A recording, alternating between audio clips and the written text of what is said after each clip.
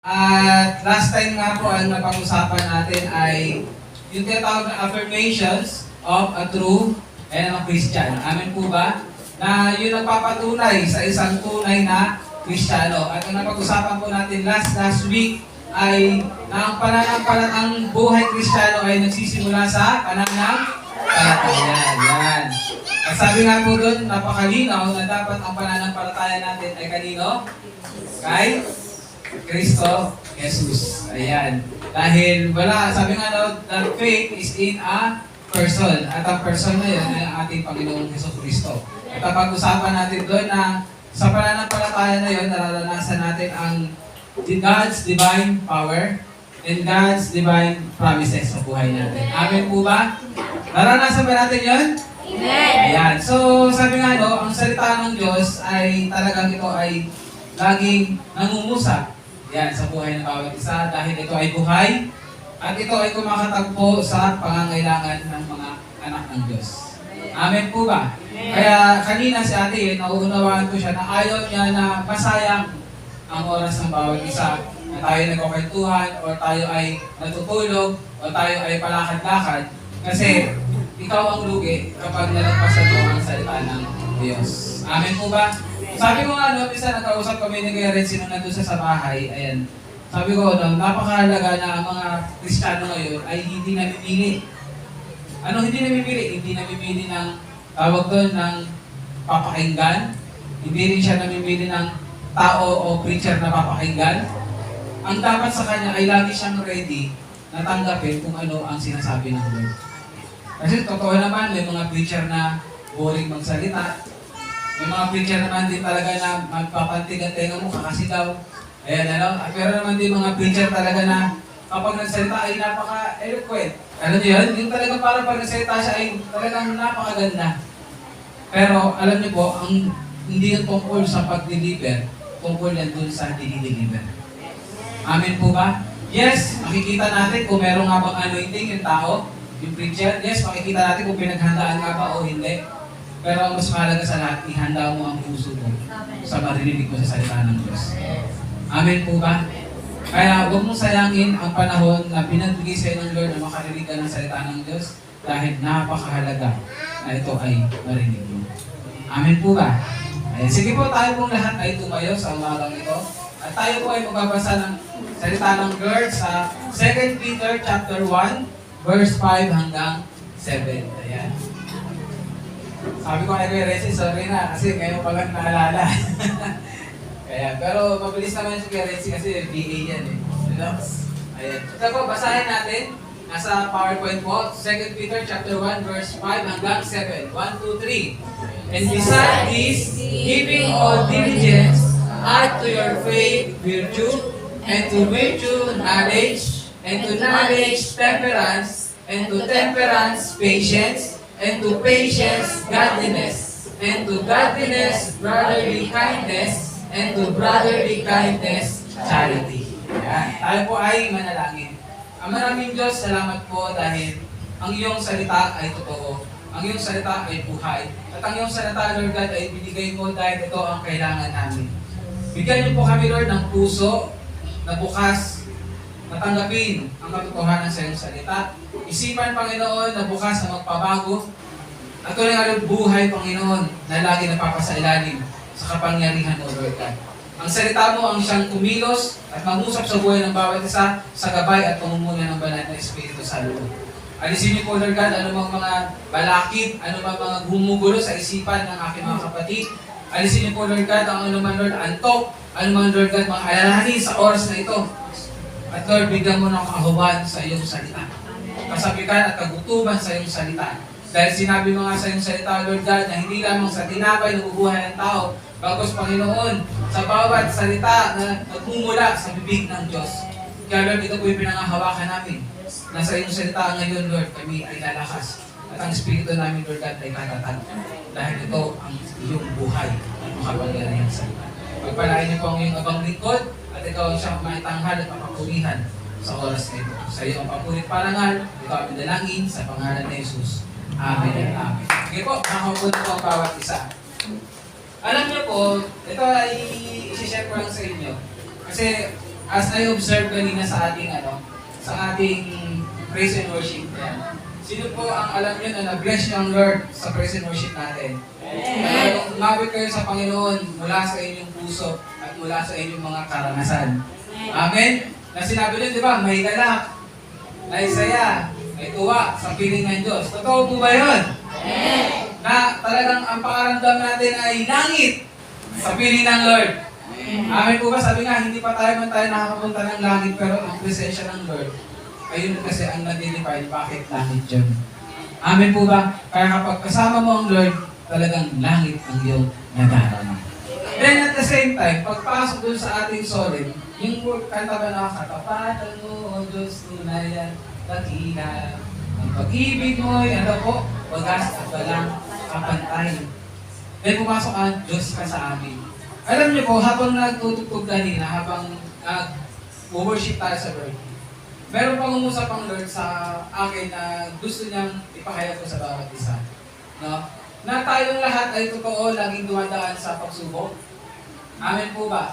Lahat tayo ay parang hindi nauubusan din ng pagsubok. Yung hirap sa buhay ay parang nagtagumpay ka ngayon, pero meron na namang bago. Amen po ba? Pero alam niyo po, isa sa pinapatalayan ng Lord kanina sa mga auditing niya, yung sinasabi na nananatili siyang tapat. Nananatili siyang Diyos sa atin. Amen po ba? Anong ibig sabihin nun? Sa ating mga buhay, totoo na talagang maraming problema. Pero kailangan nakikita natin na sa problema na yun, ang Diyos natin ay nananatiling tapat at hinuhubog tayo ayon sa nais niya. Amen po ba? Sa bawat pagpatak ng luha mo, sa bawat sleepless nights, sleepless nights kasi ang dami mo iniisip yung problema, yung sakit, yung bigat. Pero mas dapat, mas tingnan daw natin kung sino ang Diyos na pinaglilingkuran natin. At sa kabila ng lahat ng yun, hindi niya tayo iniwan at pinabayaan. At kung paano pinapatatag niya pa tayo sa pag-alaw niya sa mga bagay na yun. Kaya nga praise God kanina bago pa matapos, biglang sinabi ni Ate Robilyn, ayan, ang parang awkward, sabihan ko siyang Ate Robilyn na lang.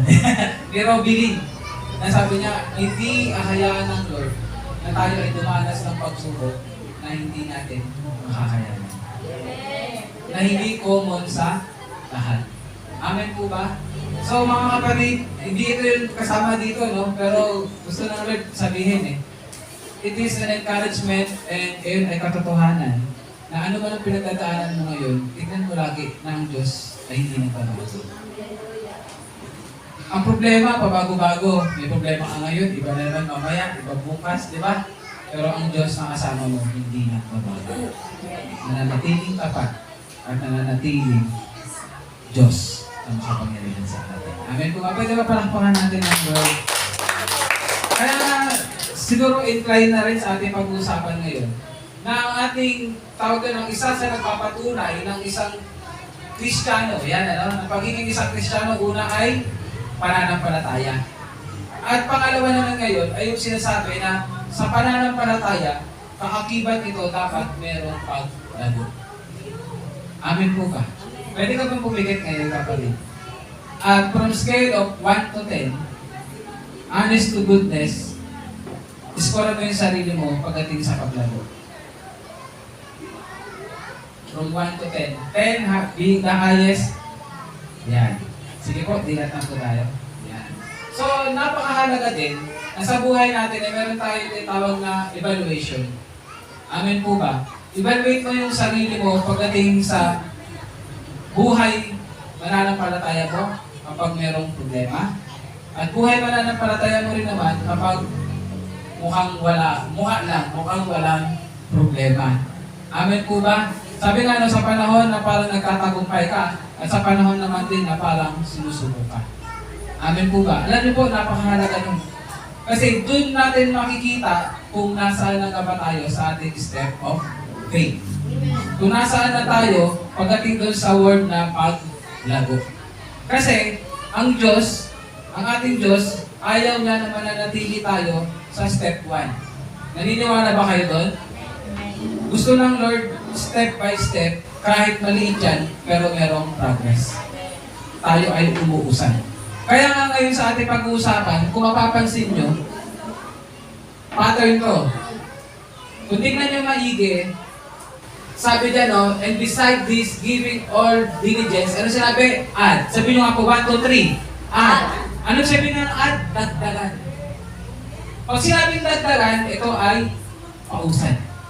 Amen po ba? Hindi na sinabi dyan na bawasan. Ang sabi, add. Kaya nga, kung matitingnan natin, kung masusamahin natin to, it talks about growth. Amen? Sabi niya, no?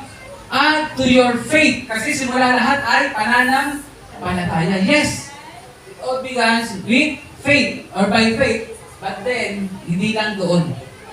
Kailangan, may add daw tayo. Ano daw yun? Virtue, knowledge, temperance, patience, godliness, brotherly kindness, and charity. Ang dami? Dami po ba? So, ibig sabihin, sabi nga po, no? Kapag meron daw pong buhay, sino dito yung may buhay? Amen! Dapat merong paglago. Can I hear an amen? Amen! Kung may buhay, dapat may paglago. Sabi nga po, the new birth is not the end. It is the beginning. Nung ikaw ay kumilala sa Panginoon at ikaw ay na-born again, hindi yun tatapos na doon. Kundi ayun ay pasimula. Sabi nga po, no, God gives His children all that they need to live godly lives. Napag-usapan natin last week na ang Lord pinagkaloob na sa atin ang lahat. Ano nga lang kailangan gawin? Kailangan nating hubugin yun. Amen po ba? Kaya nga sabot, spiritual growth requires our effort. Sabi mo sa katabi mo ngayon, kailangan ng effort natin. Yan. Kapatid, kailangan ng effort. Kasi ganito yan eh, ang Spirit ang umusap sa atin. Tama po ba? Sino ngayon ang susunod? Ang Holy Spirit o ikaw? Ang susunod, hindi ang masusunod. Sino ang susunod? Ang Holy Spirit o ikaw? Ayun, so it requires effort. Napakahalaga po na meron tayong gagawin sa part natin. Kaya nga po sinasabi, spiritual growth is not automatic. Yan. Sabi mo sa katabi mo, hindi automatic yan. Kaya magpasensya ka sa akin. Hindi naman yan automatic, but it requires cooperation with God and the application of the spiritual diligence and discipline. Lahat dyan, merong tawag din yung pagtutulungan, cooperation, pakikiisa. Kasi ang Lord nag-guide, ang Lord nag-empower, pero kung wala tayong gagawin sa side natin, baliwala ko yan. Amen po ba? Kaya nga po sa oras na ito, sa binasa natin, nire-remind ni Apostle Peter ang mga mananampalataya that we need to be intentional. Sabi niyo po, intentional. Intentional. Ayan. Intentional in growing in our faith. Ibig sabihin talagang ginugusto natin, pinipili natin, sinisikap natin na tayo ay lumago. Amen po ba? Sa mga tawag doon sa ating mga SOD students, sino rito yung nagsisend lagi ng kanilang tawag doon, ng kanilang devotion?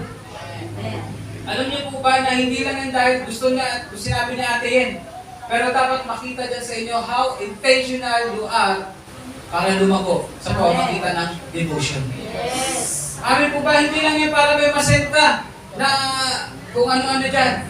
Pero ikaw mismo, bago mo i-send dyan, nagdi-decide ka sa sarili mo na hindi ko ito i-send, hindi ko ito gagawin para lang masabi sumusunod ako. Kundi ginagawa ko kasi gusto kong lumago.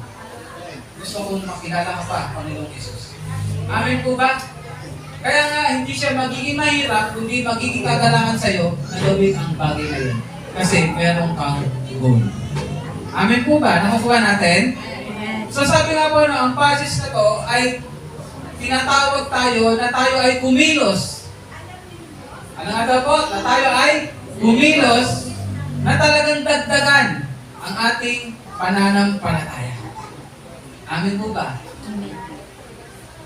Ang ganda ng word, ano? Kaya nga po dito, mababasa natin ngayon, dahil pamagat natin, ano? Faith, ano daw po?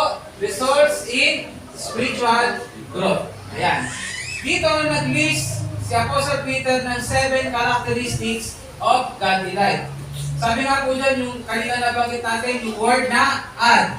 Kapag sinabi po yung sa translation po dyan, ang ibig sabihin po ng word na add ay to supply generously. Ibig sabihin talagang lagyan mo ng, hindi, pag sinabi generous, talagang marami. Talagang hindi mo siya pinipigilan. Amen po ba? In other words, we develop one quality as we exercise another quality. Ibig sabihin, habang dinedevelop mo itong isa, meron ka pang dinadagdag pa. Ibig sabihin talagang tuloy, tuloy, tuloy. Amen po ba? Sino dito yung gusto ng tuloy-tuloy na pagpapala? Amen. Kailangan meron din tuloy-tuloy na pagsunod. Tuloy-tuloy na paglago sa ating pananampalataya. Kuha natin? Sabi nga po, no, this relates other way nga. Sabi nga, no, kung alam naman natin na merong isang puno. Sino na nakita dito ng puno? Amen. May nakita ba yung puno? Isa lang yung branch? Wala, di ba? Ang puno, ang daming branches. Ganun siya, tingnan natin. Na ang pagsunod natin habang lumalago tayo, dumadami ang branches. Ang sana. Amin po ba? Ibig sabihin, talagang hitik na hitik. Yan, yung word natin, pag maraming mangga, hitik na hitik. Yung talagang may paglago. Sabi nga, these qualities grow out of life and out of our vital relationship with Jesus Christ. Tandaan natin, hindi ito mangyayari kung hindi tayo connected sa ating Panginoong Jesucristo. At alam naman natin, sinabi ng ating Panginoong Jesus sa kanyang salita, siya ang true vine. Amen po ba? Kung sino man ang branch na hindi konektado sa kanya ay hindi mamumunga at ang mahirap, ito ay pinuputol. Amen po ba? Kaya if we want to add something in our faith, we need to be always connected to our Lord Jesus Christ. Sabi nga na, it is not enough for the Christians to let go and let God. Ano yung sabihin nun? Hindi dapat ang Kristiyano ganito. Lord, ikaw na pong bahala sa lahat pagdating sa paglago sa Kristiyano. Okay? Pagdating sa paglago bilang Kristiyano, dapat meron tayong ulit? Effort. Ulit nga, 1, 2, 3. Effort. Kaya nga sinabi ni Apostle Peter, the father and the child must work together. Amen po ba? Ayan. So, dyan po nagtatapos ang aking introduction. Ayan. At papasok po tayo ngayon doon sa sinasabing 7 qualities that mark a growing Christian. So, yung mga nandito ito mapapasa natin, mga kapatid, ito ay i-check natin sa sarili natin. Amen po ba? At ipanalangin natin na talagang maganap sa buhay ng bawat isa. Okay? So, number 1. Ano po? 1, 2, 3. Virtue or goodness. Nasabi dyan, ano ba yung sinasabi nila? Patience is a virtue. Ayan. Pero pag sinabi pa ng virtue, ito ay goodness. Ano nga bang ibig sabihin? Sige, Teres, pakilabas na lahat. Yan, sabi dyan, ano? The first quality of character Peter listed was virtue. We met this one, ano? Nababasa natin yan sa 2 Peter verse 1 hanggang 3. And it basically means, ano daw po? Moral excellence. Pag sinabing moral excellence, ano daw yan? Living out what is right. Di ba pag sinabing goodness, ibig sabihin talagang pinipili mo lagi kung ano yung tama. Amen po ba? So dapat meron tayo yung tinatawag na moral excellence. Kaya nga di ba, sinatawag tayo na meron tayong moralidad. Pag sinabing moralidad, ito yung alam mo, piliin yung tama. At bilang mga Kristiyano, i-add natin sa ating pananampalataya. Kaya nga sinabi, di ba, hindi tayo naligtas sa mabubuting gawa. Pero ngayon tayong naligtas na, ano dapat ang ginagawa natin? Nagpapatuloy tayo sa mabubuting gawa. Amen po ba? Kaya we need to add sa ating faith, una ang virtue. Bakit? Because dahil tayo ay mga mananampalataya, we need to always choose to live out what is right. Amen po ba? Sige, Kuya Renzi, yung sunod. Sabi nga dyan, when anything in nature fulfills its purpose, that is virtue, no? Sabi nga daw po, no, yung isang land, kung siya ay nakakapag-produce ng crops, ang tawag sa kanya, excellent land. Bakit? Kasi nagagawa niya kung ano ang kanyang purpose. Nakuha natin? So sinabi na dyan, ang isang bagay daw po, pag nabubulpil niya ang kanyang purpose, ibig sabihin, na-add yung virtue. So sa atin, bilang mga mananampalataya, ano daw ba ang dapat makikita sa atin? Goodness. Amen po ba? Makikita sa atin na tayo ay, tawag doon, tayo ay namumuhay na pinipili natin kung ano ang tama. Can I hear an amen? Amen. Ayan.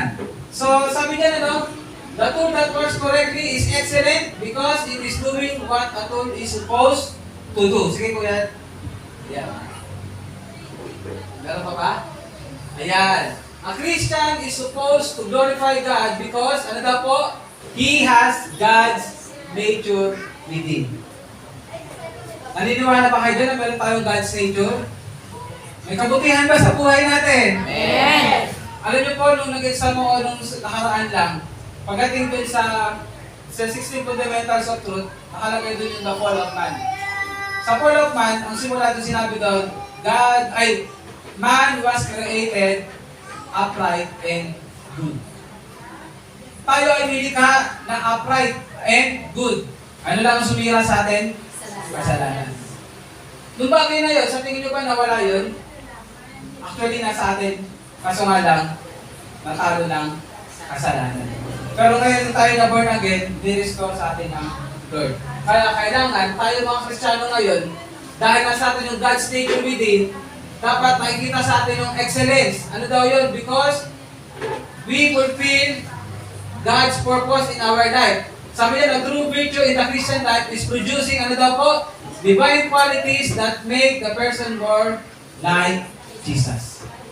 Amen po ba? Sino rito yung gusto kamukha ni Jesus? Yung ugali. Yan, hindi naman kamukha, no? So sabi nga dyan, napakahalaga, nasa buhay natin ay meron tayong tinatawag na virtue. Amen po ba? Kaya, hindi tayo naligtas sa mabubuting gawa, pero dapat tayo magpatuloy sa mabubuting gawa. Malinaw po ba yun? Amen. Mga kapatid, malinaw ba? Amen. Ayan, pakigising nyo kung sinong tulog. Ayan, sayang naman. Next. Number 2. Ano daw ang i-add natin sa ating pananampalataya? 1, 2, 3. Knowledge. Ayan. Knowledge, sabi nga ni... Sino ba nagsabi nun? Si Kuya Kim ba? O si ano? Knowledge is? Power. Ayan.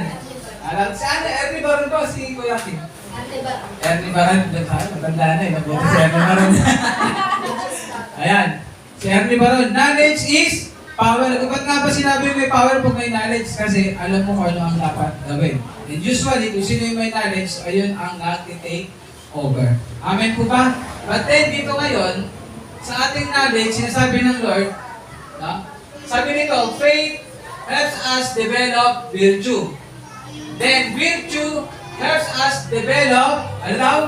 Knowledge. Ayan. Sa pananampalataya, dinidevelop ang ating virtue. And then, sa ating goodness, nadidevelop din dito ang knowledge. Sige, Kuya Renzi, pakilabas ko lahat. Yan. The word used here suggests, yan, una, practical discernment. Yan. Ano nga ba yung sinasabi ng practical discernment?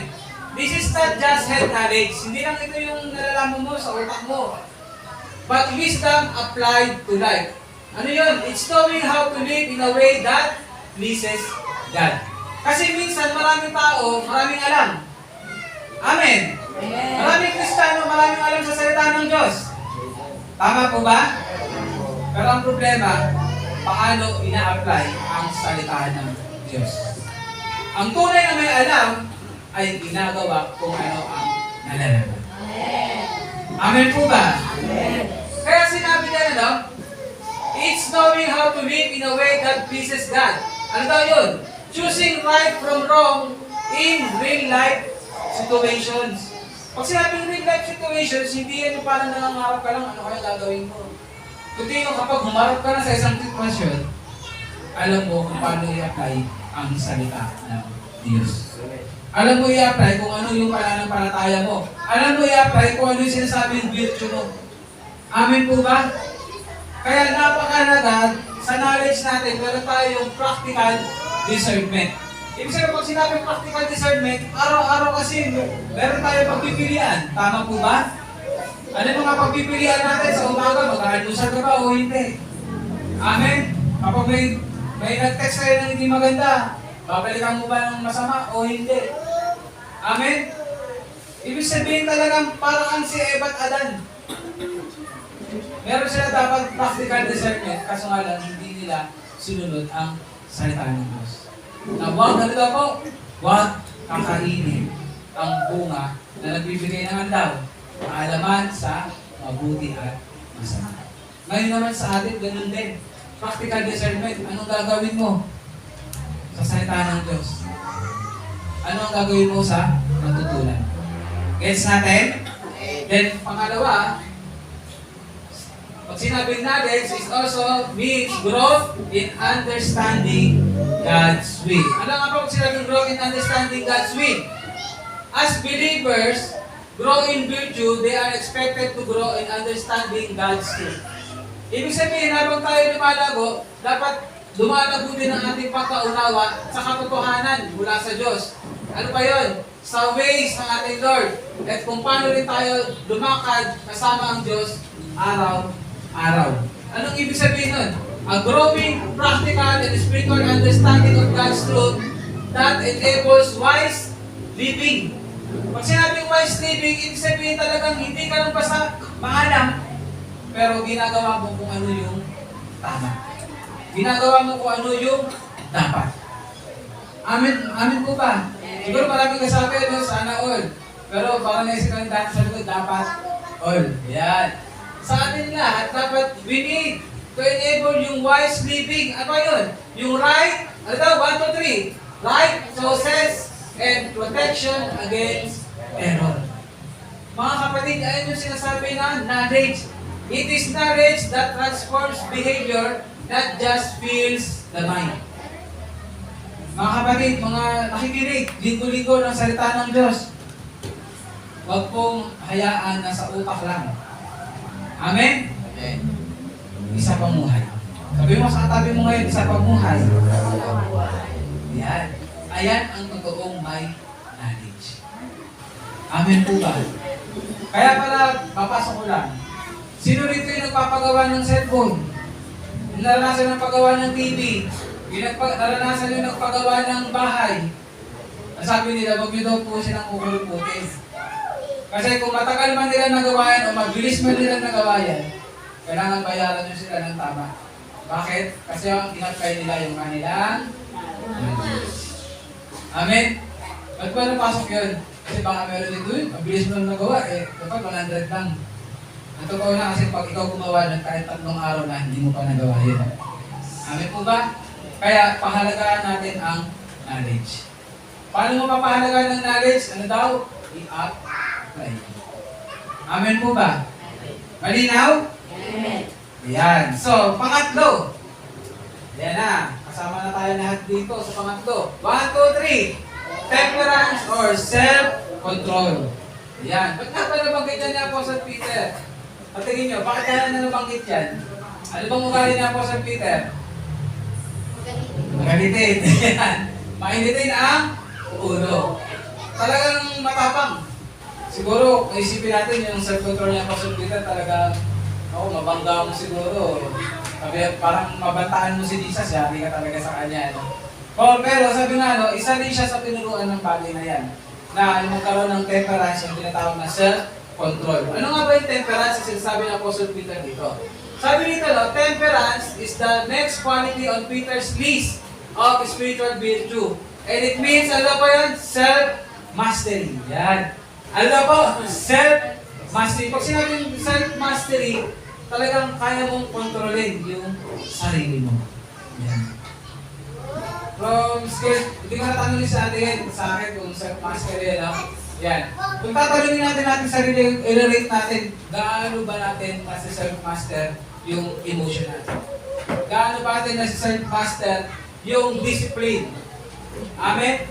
Sa bawat isa sa atin, kailangan natin tingnan yun. Kung paano nga ba natin nasi-self-mastery yung ating discipline, yung ability natin to control our desires, our passions, and yung impulses. Amen po ba? Napakahalaga po yan na dapat talaga na mamaster natin na pigilan. na ma-master natin ang control. Amen po ba? Sabi niya, especially in regard to sinful or fleshly temptations. Ayan. Okay ba sa atin lahat yan? Amen. Naunawaan natin, kailangan natin ng temperance or self-control. Sige kuya, sunod. It refers to restraining, ano daw po? Restraining. Pag sinabing restraining talaga, pinipigilan mo. Sabi mo nga pinipigilan. Yan. Sinful impulses, such as, ano daw yun? 1, 2, 3. Lust, anger, pride, greed, or any desires that pulls us away from godliness. Dami ano? May lust, may anger, may pride, may greed, at any desires. Lahat po ng mga bagay na napapalayo sa atin ng mamuhay ng may kabanalan. Amen? Next. Temperance also involves living in, ano daw po? Balance. Pero anong ibig sabihin yun? Totoo naman na meron tayong emotion. Amen? Pero dapat balanse ang lahat. We are not ruled by emotions or pleasures, but by the wisdom and will of God. Amen po ba? Kasi kung magpadala lang tayo sa emotion natin, maraming emotion ng tao eh. Meron mga tinatawag, di ba, yung mga mood swing, yung mga tinatawag na moody. Eh kung magpadala tayo sa emotion natin, wala na. Eh kung magpadala rin naman tayo sa pleasures ng buhay natin, malalayo talaga tayo sa Diyos. Kaya nga sinabi diyan, dapat balanse ang lahat at higit sa lahat tayo ay narurule ng ng wisdom according sa will of God. Amen po ba? Ano daw yun? Paano daw yung makikita? Basahin natin yung huli. 1, 2, 3. This applies to speech, habits, priorities, eating, relationships, and more.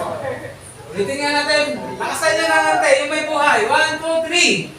This applies to speech, habits, priorities, eating, relationships, and more. Yun. Ibig sabihin, makikita yan na meron kang temperance. Saan daw? Sa sa salita, sa iyong mga habits, sa mga gawa mo, gawi. Saan daw ba? Sa iyong priorities. Ano ba yung mga inuuna mo? Amen, ako control mo ba yung sarili mo? Kailangan mo na mag-review pero naglalaro ka pa rin. Kailangan mo na matulog pero nagsiselfon pa rin tayo. Uy. Amen? Amen. Busog ka na pero gusto mo pang kumain. Uy. Yung iba, wala makakain pero gusto mo pa rin, marami sa'yo. Ang dami, di ba? We need to master ourselves in self-control. In speech, in habits, priorities, eating, and even in relationships. Baka mamaya, number 1 na yung asawa mo, hindi na si Lord. Number 1 na yung mga anak mo, hindi na si Lord. Amen po ba? Kaya huwag mo sisihin si Lord pag kinuha na yung partner mo. Kasi hindi na siya number 1 eh. Amen? Sa relationship sa atin. Kaya huwag mo yung kakatwiran na wala ka sa Lord dahil sa pamilya mo. Dapat kasama mo ang pamilya mo dahil una ang Lord. Amen po ba? At marami pang iba na may apply natin yung tinatawag na temperance. Amen po ba? May natutunan tayo? Amen. Ayan. So, number 5 na tayo. Ayan. Ito lang po ito. Pero, enjoy pa kayo? May natutunan tayo na. Number 4 pa lang. Tingnan nyo, nagmamadali ako. Number 4 pa lang pala. Sige. Number 4. Ano tayo yun? 1, 2, 3. Patience or perseverance. Ayan. Dalawa kasing translation yan. Yung isa sa King James, yung isa sa NIV. Kinuha ko. So, ano nga pa yung patience or perseverance? Sabi dyan, patience, ano na po, is the ability to endure when circumstances are difficult. Ayan. Kaya nga, lahat tayo dito, relate dyan. Sabi nyo nga, 1, 2, 3. Kasi lahat naman tayo nag-i-endure ngayon sa mga circumstances na mahirap talaga. Pag sinabi natin mahirap, ito yung wala talaga tayo magagawa sa sarili natin eh. Kaya umaasa tayo sa Panginoon. Amen po ba? But then, ito dun yung reality na talagang mahirap. Na nagtitiis tayo. na talagang nasasaktan tayo. Minsan din talaga nakakapag-cause din sa atin ng minsan panic. Amen po ba? But then, we need to add to our faith yung patience or perseverance. So sabi niya, it is the ability to endure. Yan, pag sinabi ka sa endure, talagang yung nananatili. Amen po ba? Yung sabihin yung pananampalataya mo kahit sa mahirap na sitwasyon, hindi nawawala. Yung paniniwala mo kung sino ang Diyos, kahit sa mahirap na sitwasyon ay hindi nababago. Amen po ba? Kaya nga sinabi niya self-control has to do with handling the pleasures of life. Pag sinabing self-control, tungkol yan dun sa mga bagay na pwede magbigay sa'yo ng pleasure. Pero pag sinabi naman kong patience, it relates primarily to the pressures. Pleasures and problems of life. Dito mo naman ngayon re-apply yung perseverance kapag ikaw ay nakakaranas na ng pressure. Kapag ikaw ay nakakaranas na ng mga problema sa buhay. Sino rito yung nakakaranas niyan? Yeah. Paborito natin yan. Pero sabi nga kanina, yung pinarealize sa akin ng Lord, paano ka magkakaroon ng perseverance and patience, tandaan mo, ang Diyos hindi nagbabago. Ang Diyos tapat pa rin. Amen po ba? Kaya naman, kaya natin mag-persevere. Ano man ang mangyari, we can endure. Sige po, kaya Renzi, ang next. Ano pa nga ba ang sunod dyan? Patience is not something that develops automatically. Hindi pa rin. Talagang kailangan natin i-work out. Sabihin mo sa katabi mo, i-work out mo ang pasensya mo. Sa kabila naman, 1, 2, 3. Si Pastor, sabihan niyo, 1, 2, 3. Work out po ang pasensya mo. Ba't ang laki ng mata niya? Parang may gigil Ayan. We need to develop, or we need to work out yung patience or perseverance. Sabi nga po, basahin natin yung sinasabi sa James chapter 1, verse 2 to 8. Ayan. Basahin ko sa inyo. Yuksan ko na yung kanina. James 1, 2 to 8. Sabi rito, consider it pure joy, my brothers and sisters, whenever you face trials of many kinds. Because you know that the testing of your faith produces perseverance. Wala pong ibang paraan para ma-develop sa atin ang perseverance kundi dumaan tayo sa pressures. Na dumaan tayo sa problema. Amen po ba? Amen. Kaya minsan, sa mga kabataan ngayon, hindi ko ito sasabihin para sabihin na mahina kayo. Amen? Kaya nga daw sinasabi nila sa survey, kung gaano katatag ang bata noon, ang kabataan noon, ng mga year 70s, 80s, 90s, sa kabataan ng 2000 hanggang sa kasalukuyan. Ang mga kabataan noon, kaya maglakad ng 10 kilometers papunta sa school. Amen? Ang kabataan ngayon, pag walang pamasahe, ayoko na pumasok. Ang mga kabataan noon, kayang tiisin ang sigaw ng teacher at minsan nabago pa ng eraser. Pero, merong good character. Hindi katulad ng kabataan ngayon, sigawan lang, sumpong na kay nanay at kay tatay. Ito po pa. Amen? Ang kabataan noon, dami. Masasabi natin matatag kasi naranasan nila ang hirap sa buhay. Amen po ba? Pero ang kabataan ngayon, akala nila mahirap na yung wala lang wifi. Amen? Amen. Sino ang mas naging matatag sa buhay? Yung dumadanas ng hirap. Yung dumadanas ng tunay na hirap. Ayun yung tumatatag. Kaysa yung mga dumadanas na gusto lang puro sarap. Amen po ba? So, apply naman natin sa mag-asawa. Huwag ka namang taka kung bakit mayroong difficulties and hardships. Kasi pinapagpapatan ang iyong samahan. Amen po ba? Pero sa mga FCC kabataan, hindi ganun na. Meron nga dito, taga Rosario eh. Hindi pa pa ng San Jose. Meron taga Lipa. Meron taga Lakad lagi eh. Kaya rin nag-bike naman siya. Kaso nung pag-bike niya, mas napagod daw siya eh. Kaya nagkalakad na lang siya. So, mga kapatid, kailangan yung pressures in life, yung problems, oo, hindi naman yung maganda, hindi yan masaya, pero kailangan natin yan sa buhay. Kasi yun yung napapatatag. Alam niyo po ba, bigay na ako ng example, okay lang po ba? Yung cellphone, ayan. Alam niyo po ba, ito, bago ito mailabas sa market, dadaan ito ng quality inspection. Amen? Paano itong dadaan sa quality inspection? Patadaanin ito sa isang proseso kung saan susubukan ng tibay niya. Halimbawa po, nakabukas lang siya ng 46 hours. Titingnan niya yun kung gaano umiinit yung kanyang battery. Kung hanggang gaano katagal ang kanyang battery. Amen? Kapag napagtagumpayan ng cellphone na yun, yung pressure, yung testing na yun, saka siya ngayon na ilalabas. Amen po ba? Ano ibig sabihin? Napatunayan siya ay matatag. Amen? Kaya sa buhay natin bilang Kristiyano, ganun din.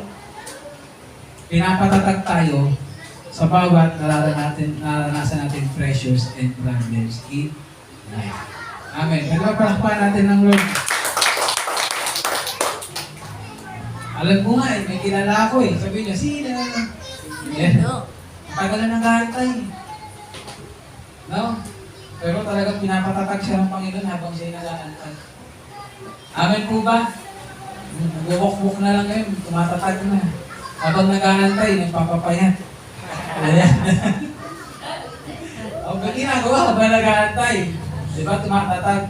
So, yun po yung kailangan natin. Next natin. We must expect trials to come. Amen po ba? Amen. Because without trials, we could never learn patience or develop perseverance. We must by faith let our trials po work for us and not against us. Ano yung dapat yung trials works for us and not against us? Ibig sabihin nun, yung mga trials talagang dapat ito ay nagde-develop sa atin. Hindi ito yung sumisira sa atin. Amen po ba? Bakit daw? Because we know that God is at work in our trials. Hindi ka nag-iisa. Tinuturuan ka ng Lord. Kaya nga sinasabi niyo, di ba? Yung sa salita ng Lord na kailangan i-take natin yung yoke niya. Baka sinabi niya, because His yoke is light. Amen? Kasi ibig sabihin nun, ginaguide tayo ng Lord habang lumalakad tayo. Talagang binumold tayo ng Lord. Ayon sa pagkalikha niya sa atin. Amen po ba? Kaso lang pag sumuko ka, hindi mangyayari sa atin yung pagkalikha sa atin ng Lord, yung pag-develop sa atin. Amen po ba? Ayan. Number 5. Godliness. Ayan. Godliness. Sabi nyo nga po, godliness. Godliness. Ayan. Napakasimple na ng godliness. Sige Kuya Renzi. The word godliness means, ano po? 1, 2, 3. Basahin natin. 1, 2, 3. Reverence, respect, or devotion toward God that is expressed in a life of obedience and holiness. Sabi nga po, no, self-explanatory. Pag sinabing godliness, meron kang paggalang sa Diyos. Meron kang pagkilala sa Diyos. At meron kang devotion toward God. Na? Ano yung devotion na yun? Paano may papakita? Sa pagsunod mo at sa pumuhay mo na may kabanalan. Expected ba yun sa Kristiyano? Yun. It describes a person who is fully aware. Ano po? Fully aware of God's presence. Sa kanyang buhay, ano? At pinamumuhay niya yung sabi, in awe and worship of Him and seeks to honor Him in all things. Ayun, kapatid, napaka-direct to the point ng sinasabing godliness. It's all about how you see God, how you do things for God, at kung paano mo nire-respeto at kinikilala ang Diyos sa kanyang kabanalan. Amen po ba? Ayan. So next, it means living with a deep sense of reverence towards God, not just in worship. Ibig sabihin, hindi lang yan sa araw ng linggo. Amen. Hindi ka mabait lang dito pag naglinggo. Pagdating sa bahay nyo, mula Lunes hanggang Sabado, huwag naman. Sabi niya na, not just in worship, but in everyday conduct. It affects how we think. Ano na po? It affects how we think, speak, work, and relate to others. It's not just believing in God. Kasi marami naman ng tao, tanong ito, naniniwala sa Diyos. Amen po ba? Pero ngayon sa Facebook, nakita ko hindi ko alam kung sino nag-post, I believe in God, I obey God. Dito ang dami yung naglalakad, pero sa I obey God, dalawa o tatlo lang. Kasi ang totoo, marami naniniwala kay Diyos. Pero yung salita na kinikilala at sumusunod sa Diyos. Amen po ba? So it's not just believing in God, it's reflecting His character in our actions. A godly person desires to do what pleases God. Ang kanyang nais ay gawin kung ano ang nakapagbigay kaluguran sa kanyang Diyos. Amen po ba? Can I hear a loud amen? Amen! Yun. Ang nakasunod.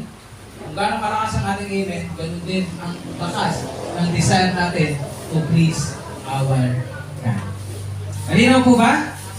Number 6. Itong mga huli, sige kuya, okay na. Number 6, brotherly kindness or mutual affection. Ayan, sige nga, tingnan mo nga ang katabi mo.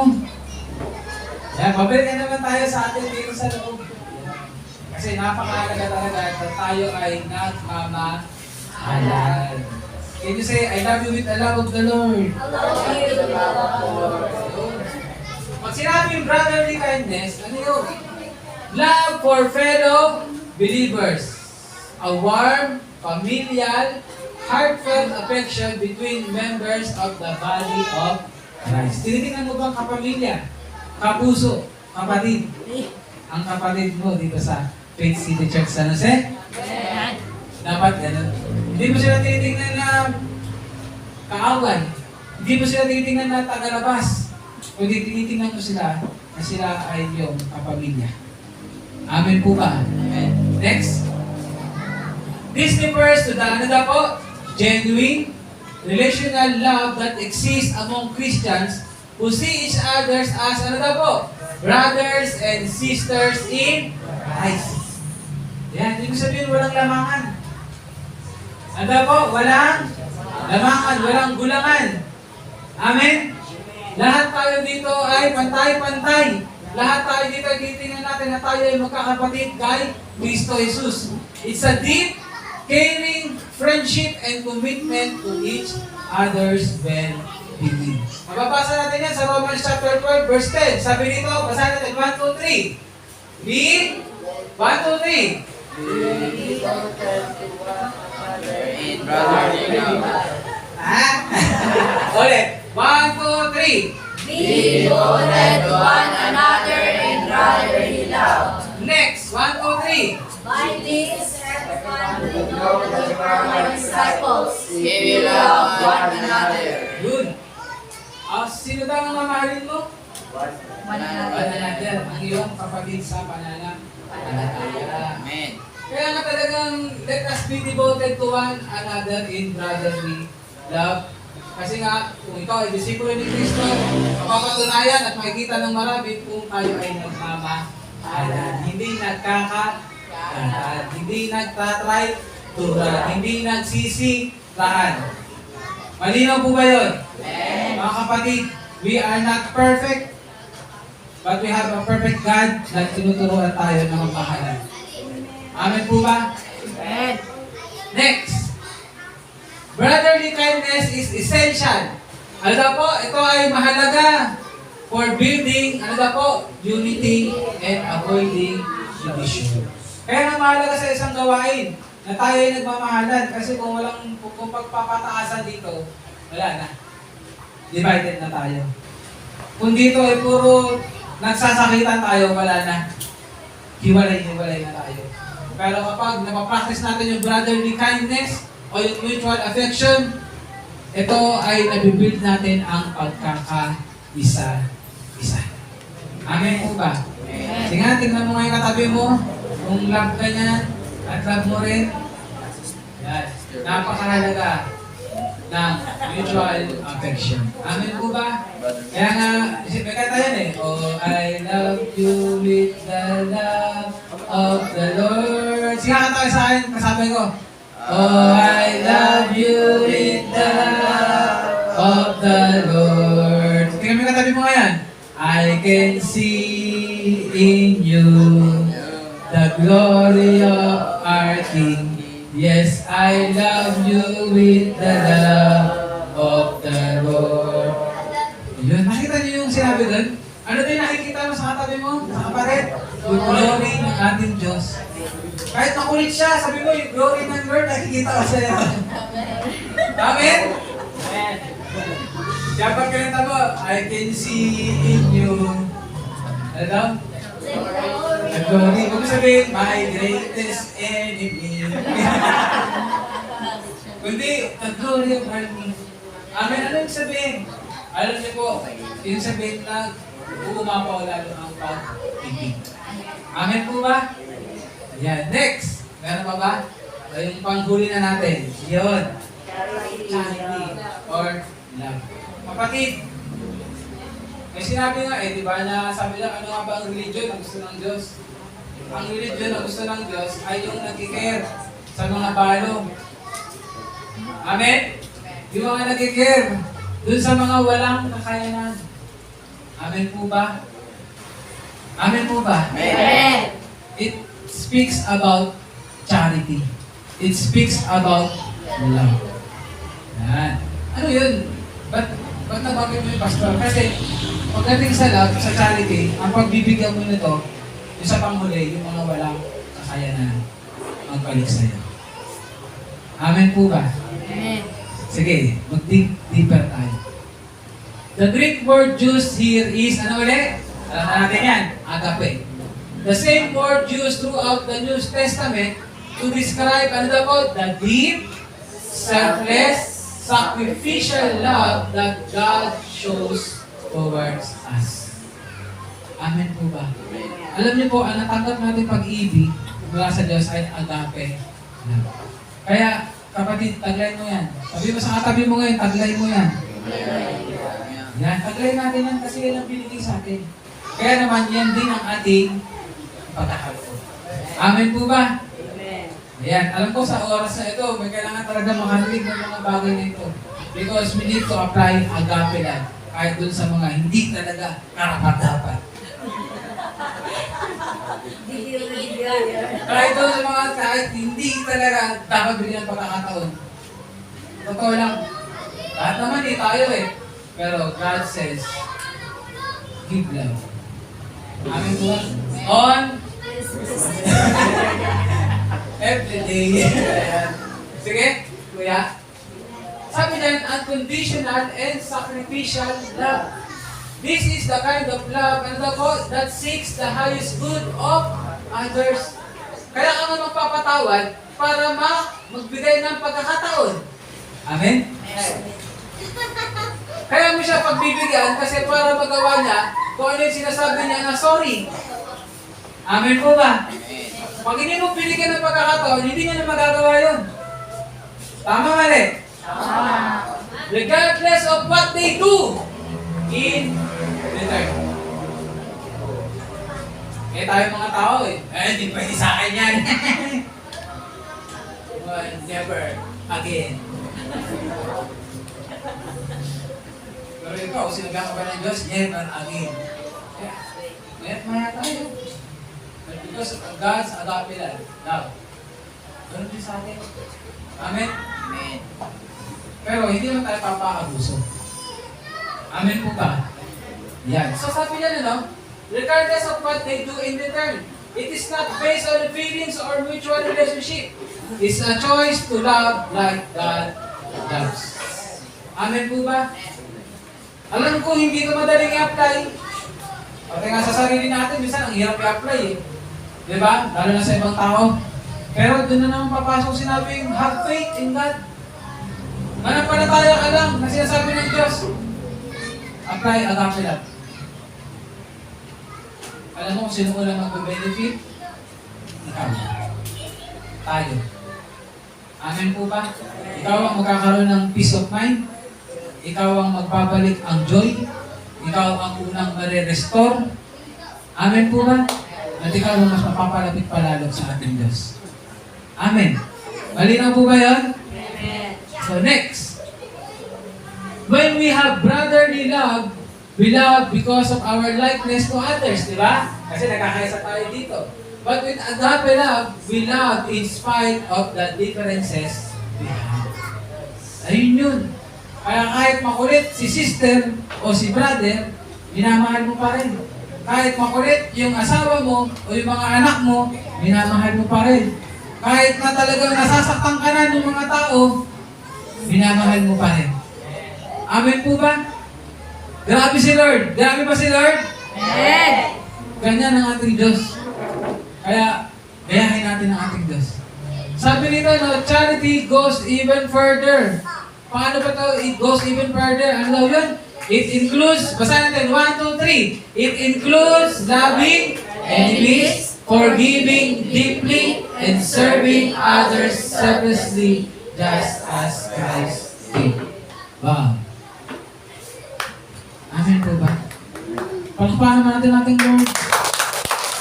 Ginawa ni Kristo, kaya gagawin din natin. Amen po ba mga kapatid? Ayan yung si Kuya Renzi, pakibalik dun sa verse.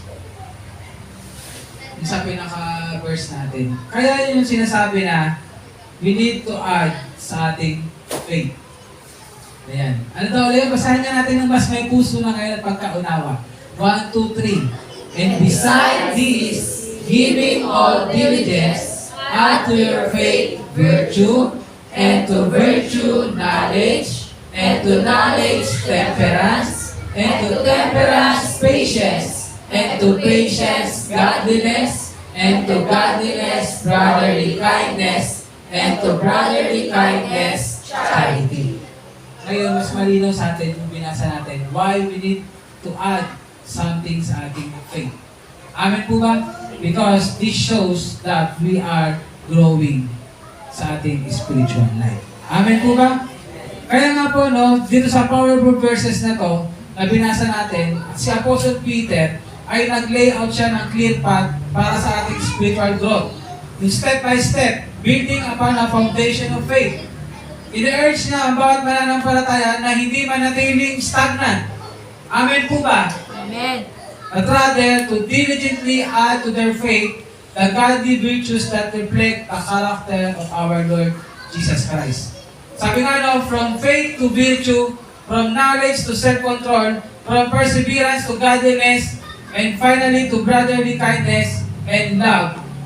These qualities is a building block in becoming spiritually mature and fruitful in our walk with God. Kung gusto natin lumago at gusto natin talagang tawag doon tumatag at mamunga sa ating paglakad sa Panginoon, i-apply natin i-add to sa ating mga buhay. Amen po ba? Amen. Tandaan natin, yung nakaraang week, last week, sinabi na nga no, na pinagkaloob na sa atin ng Diyos ang lahat ng kailangan. Ano nga ba ulit sasabi? Kailangan na lang nating i-develop. Palaguin. Amen po ba?